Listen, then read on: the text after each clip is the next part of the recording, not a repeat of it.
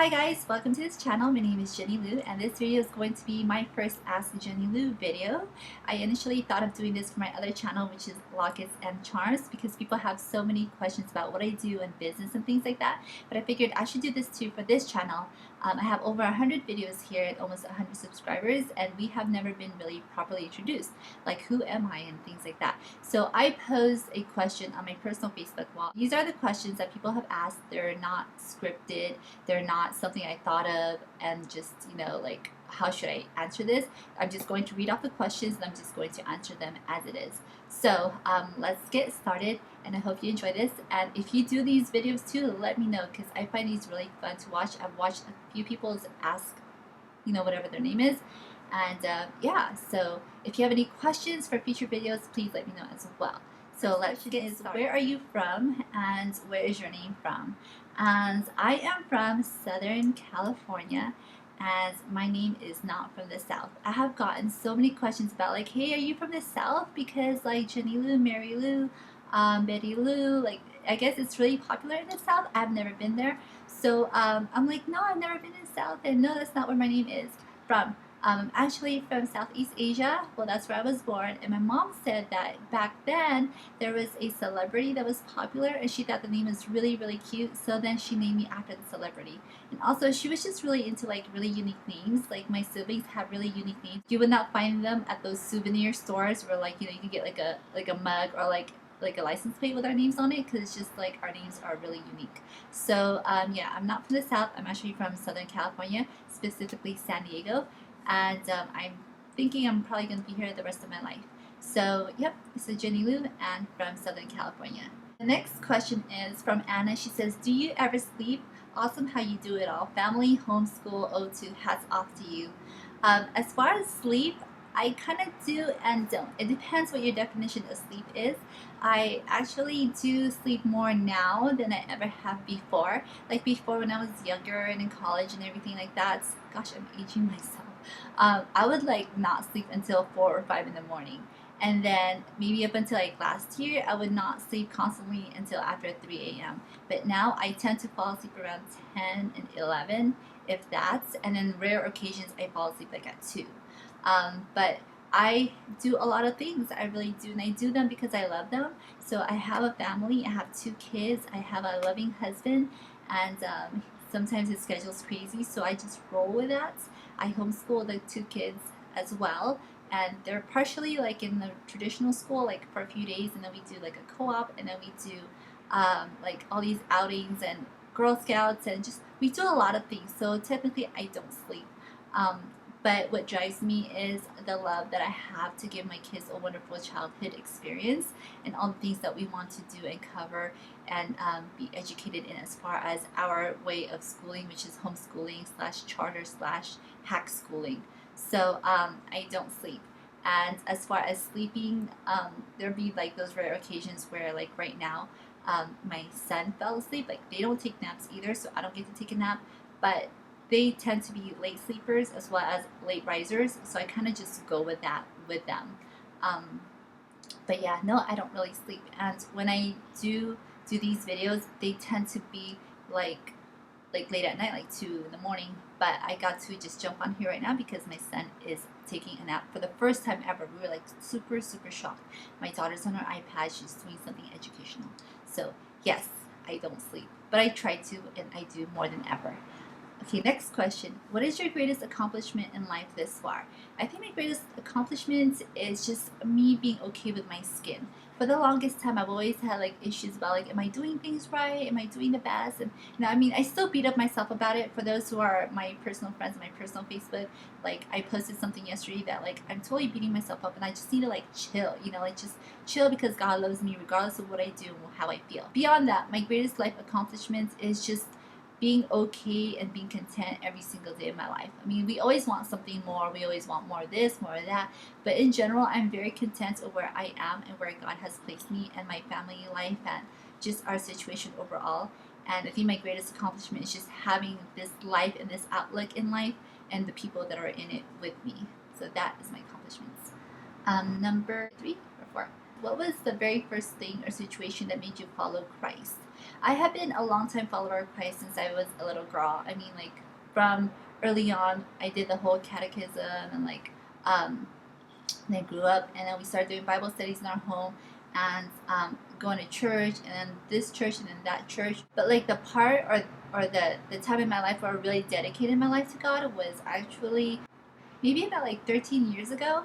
I was in a really bad relationship on and off again, on off again since I was 16, and I was like, you know what, like finally, I was always trying to bargain with God, like, hey, can you fix him, and hey, can I be a better person so he wouldn't hurt me or he won't beat me up again. Like it was just this really bad thing, and I knew it was bad logically. Like I've always been a smart girl. Like I knew it was bad, but then my heart was just so like, maybe if I could be better, I could fix something, or I could fix him, or I could fix me, and things like that. So I was always bargaining with God, and finally, like, um, it just like finally, I don't know, just God just said, you know what, you are a grown woman, you know what you need to do, you know all this. Now, are you going to listen to me?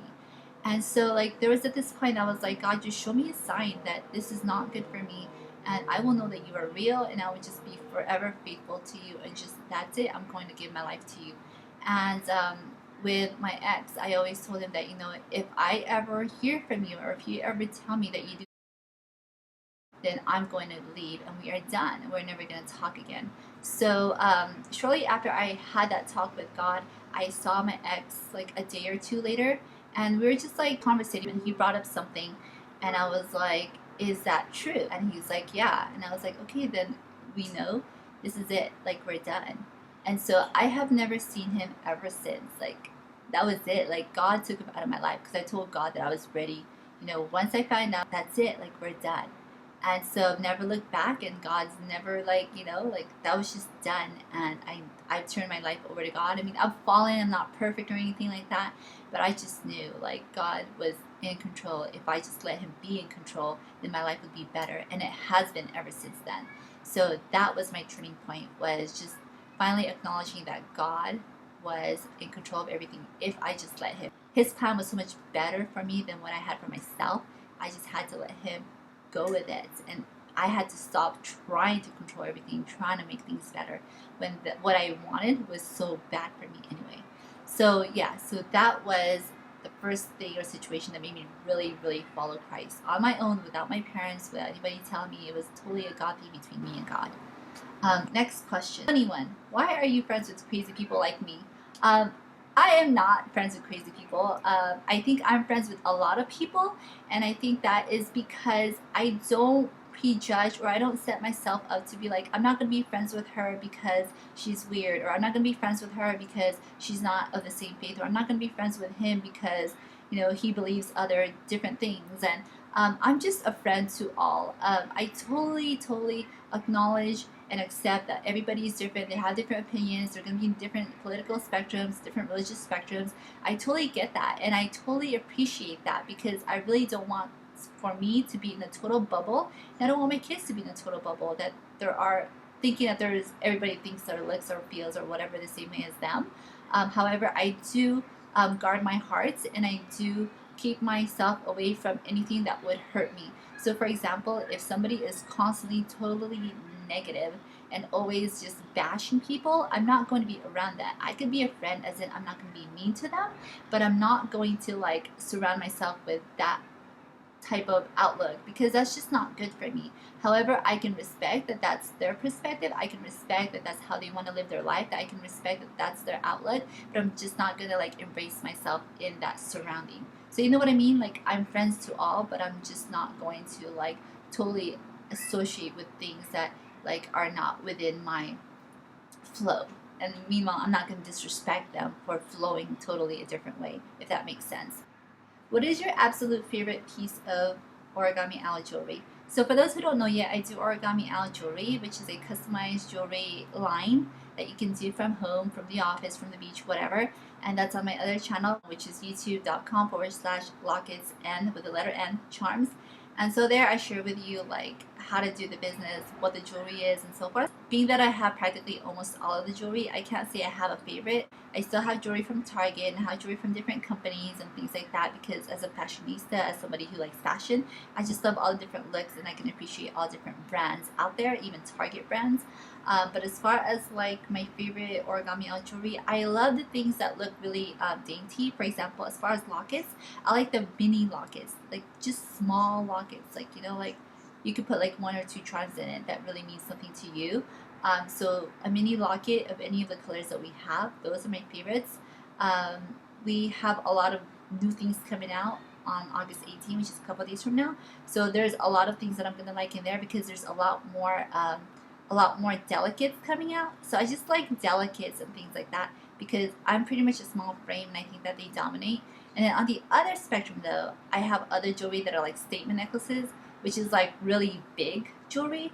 So I guess I like really big jewelry, but for the most part, I like small jewelry, dainty, you know, tiny, you know, could barely notice jewelry that have meaning to them.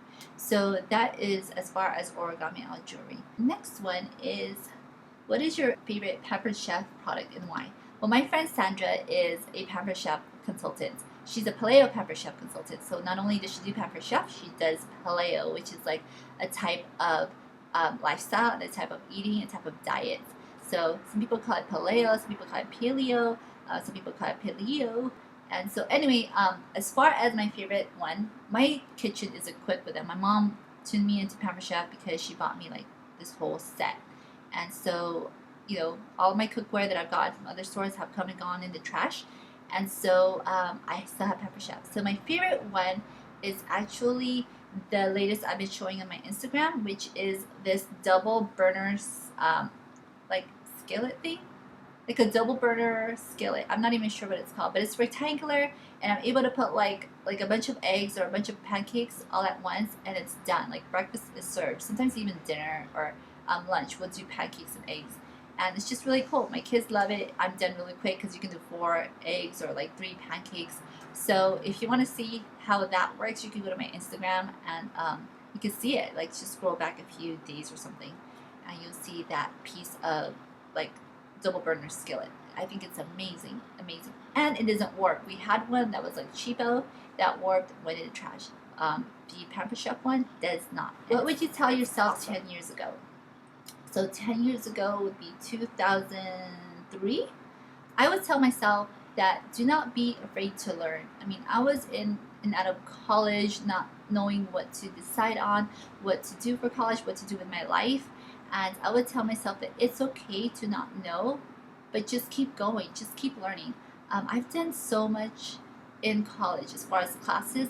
I've done real estate, I've done business, English, I've done theater, I've done choir, music, just so many things. And I couldn't like decide. But then I later realized, especially now, 10 years later, I'm like, it doesn't matter what you do in college. It matters what you want to do with life. So whether or not you have a degree towards something you want to do in life, that's okay. Just figure out that whatever it is that you want to do, it doesn't require a college degree for the most part, unless you're going to like medicine or science or something. It's more important for you to know what you want to do as far as living, as far as life. And so that may be something that makes a lot of money. That may be something that doesn't make a lot of money. That may be something that's like considered a secure job, whatever. But as far as like college, and as far as telling myself, who was struggling in 2003, what to do with my life, because I thought, I graduated in high school, and this year I should be graduating in college this year, and I wasn't. College is very important, and college is like very, gosh, it will make every parent proud for their child to graduate college. But be as insightful with that as you are with what you want to do for the rest of your life. And that will bring you so much more success than any college degree will ever give you, and more than anything or any sense of accomplishment will ever give you, is you having the ability to learn and go out there and do something with it. So that is what I would tell myself 10 years ago, my younger self from 10 years ago. What do you hope to be doing 10 years from now? Well, 10 years from now, my daughter would be 17 and my son would be 14. So I would be a mother to teenagers. So life is going to be quite different. I'm hoping that I'm still as close to them as I am with them today. And what I hope to be doing, I would have more time on myself. I think unless I homeschool, and from what I hear, homeschooling teenagers are just as hard or even harder.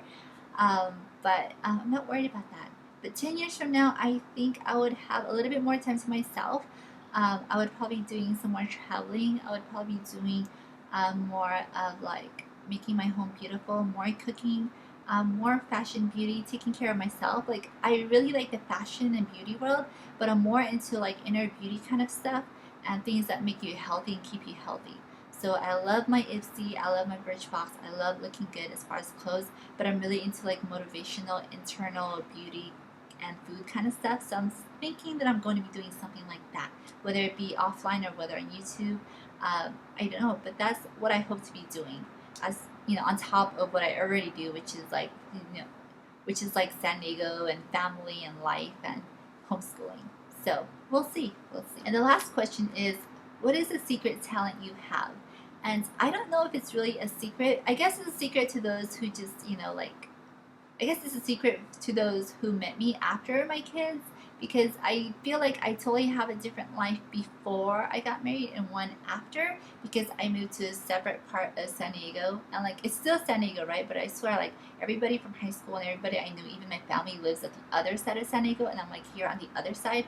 And so I had to like make new friends and like have start up in new circles. And so a lot of the people that I see and connect with today are totally not the people that I was with, or even like used to see every day, like back in the day in high school. And even church, my church is different. So all my circles are different. So as far as like from back in the day, they know me as a girl who sings. So the people that like I come across them again from way back, they always ask me, "Hey, do you still sing?" And then the people that I know today, like meeting through after my kids and whatnot, people have no clue that I used to sing. And so it's something that's been on my mind a lot more lately. And it's like bittersweet because I love singing, but it's really like I don't feel like it's a priority, but it's something that I love to do. And so yeah, when I was little, I used to perform, and my mom didn't have a lot of money for voice lessons, but she put me in like a few times. And so I got to like learn that, and then ongoing, I just self-taught myself how to sing. And then throughout school and junior high and high school and with church, like I just sang on stage. I was like the lead for the Miss Saigon for the Morris High School, and I was a lead for a few things throughout high school and everything. And every choir that I could do, I was a part of. So show choir, girls choir, gospel choir, even the San Diego Honor City Choir. I did all the choirs. So yeah, so that's my secret talents. Do you have any secret talents? Do you have questions for me for my next video? I would love to know. And yeah, um, maybe if I get any more questions, then I'll go ahead and do another video. So I hope that was enjoyable. Sorry if it was too long and I just ramble on, but I thought this would be like a great way to like get to know me, because I'm always online and I have friends all over the country through the business or just through being as moms in mom communities online. And this is just a way for you to like put a face and a voice and just a whole plethora of things to my name, Jennylou. So, alright, you guys, I will talk to you later. Bye.